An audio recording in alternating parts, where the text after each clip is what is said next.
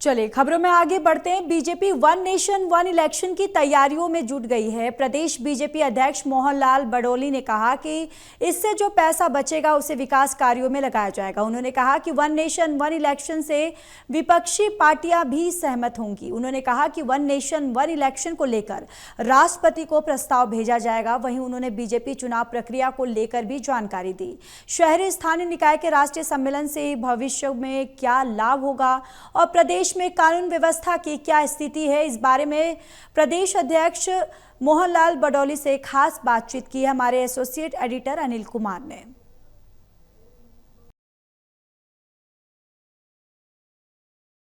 One nation one election को लेकर भाजपा की क्या तैयारियां हैं, इस मेरे साथ हैं प्रदेश भाजपा अध्यक्ष मोहनलाल बडोली। इनसे जानते हैं कि वन नेशन वन इलेक्शन को लेकर भाजपा की क्या तैयारियां हैं।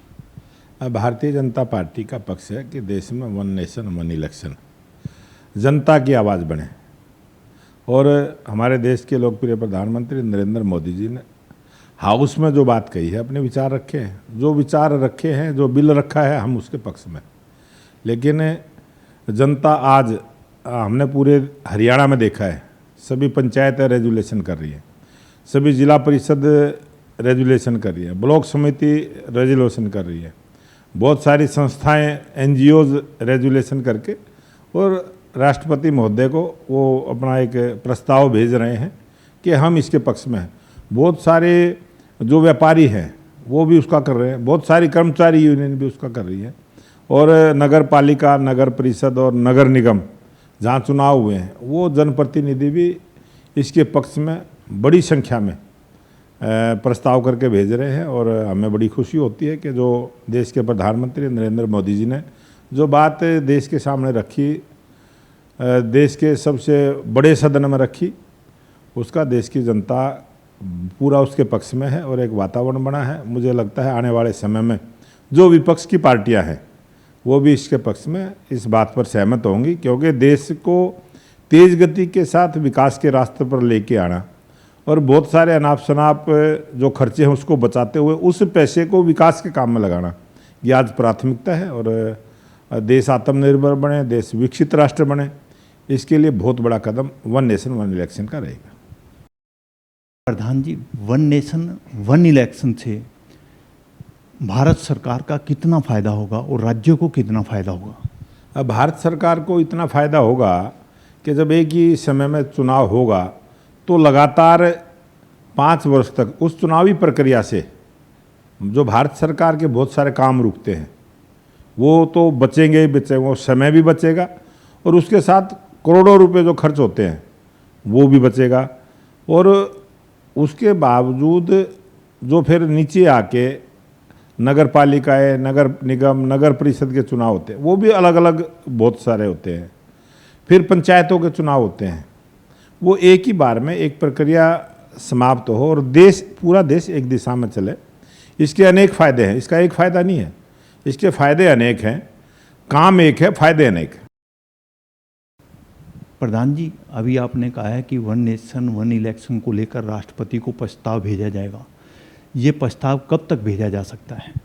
ये प्रस्ताव ये पूरा 1 साल तक प्रक्रिया चलेगी और जब अगले वर्ष फिर हाउस होगा, जैसे प्रधानमंत्री जी ने जो प्रस्ताव रखा है उस 1 वर्ष के बाद उसकी समीक्षा होगी, किस प्रकार का फिर विचार आएगा और जनता की आवाज़ जो है वो जो सभी पार्टियों के जनप्रतिनिधि है वो उस पर विचार प्रकट करेंगे। मुझे लगता है ये अभी 6 महीने हुए, 6 महीने तक और ये प्रक्रिया चलेगी और मुझे लगता है प्रस्ताव तो पहले ही पूरे हो जाएंगे। आज एक वातावरण देश में बन चुका है और आज सब स्वीकार करते हैं कि वन नेशन वन इलेक्शन देश के लिए ज़रूरी है। प्रधान जी, चुनावी प्रक्रिया चल रही है, इस दौरान क्या क्या भाजपा संगठन ने कार्य कर लिए हैं? ये हमारा संगठन का पर्व चला है और संगठन पर्व में हमारी सदस्यता होती है, फिर उसके बाद सक्रिय सदस्यता होती है, फिर उसका सत्यापन होता है, उसके बाद फिर हमारे बूथ की कमेटियों का चुनाव की प्रक्रिया शुरू होती है।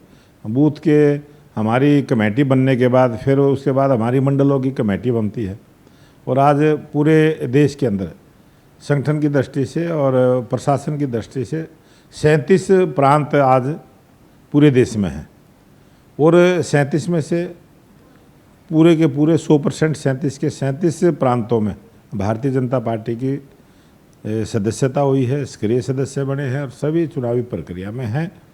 मंडलों के चुनाव हो चुके हैं, जिलों के चुनाव हो चुके हैं और 25 प्रांतों में प्रदेश अध्यक्ष के भी चुनाव हो चुके हैं। जो बच्चे धीरे धीरे ये प्रक्रिया आगे चल रही है, बहुत जल्दी इसको पूरा करेंगे। प्रधान जी, कानून व्यवस्था को लेकर विपक्षी पार्टियां लगातार सरकार पर सवाल उठा रही हैं, क्या कारण है इसके पीछे? कानून व्यवस्था को लेके सवाल विपक्ष की जिम्मेवारी बनती है, सवाल उठाने चाहिए और लोकतंत्र की यही ताकत है, यही शक्ति है। और उन्होंने जो भी बात लगता है कि जनता के हित में है, उसकी आवाज़ को विपक्ष ने उठाना चाहिए। लेकिन सरकार पूरी मुस्तैदी के साथ आज बड़ी संख्या में भारतीय जनता पार्टी की सरकारें प्रांतों में हैं और हरियाणा प्रांत में तो तीसरी बार बनी है। लगातार 11 वर्षों से भारतीय जनता पार्टी का शासन है और आज मैं ये कह सकता हूँ कि हरियाणा उन प्रांतों में है जहाँ क्राइम का रेशो घटा है। 2014 से हमारी सरकार है, 2014 के बाद क्राइम रेट घटा है। जो योजनाबद्ध ढंग से प्रदेश के अंदर अपराध करते थे उनका सफाया हुआ है और जो भी कोई अपराध करने की कोशिश करता है तुरंत उस पर कड़ा एक्शन होता है और उसी का परिणाम है कि आज हरियाणा में कानून व्यवस्था बहुत बढ़िया है। प्रधान जी, शहरी स्थानीय निकायों को लेकर राष्ट्रीय सम्मेलन हरियाणा में किया गया है, तो पूरे देश से प्रतिनिधि आए थे, तो आने वाले समय में इसका क्या फ़ायदा होगा?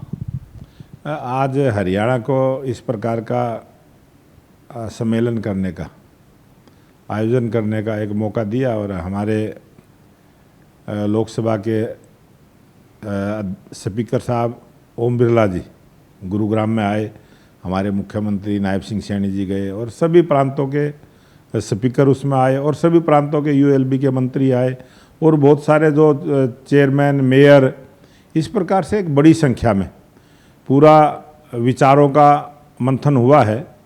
और जब भी कोई इस प्रकार का आयोजन होता है उसके रिजल्ट बहुत अच्छे निकलते हैं, उसके दूरगामी परिणाम भी होते हैं और जब एक दूसरे विचार साझा करते हैं तो बहुत सारी जानकारियाँ भी बढ़ती हैं और जानकारी के अभाव में कई दफ़ा काम रुक जाता है।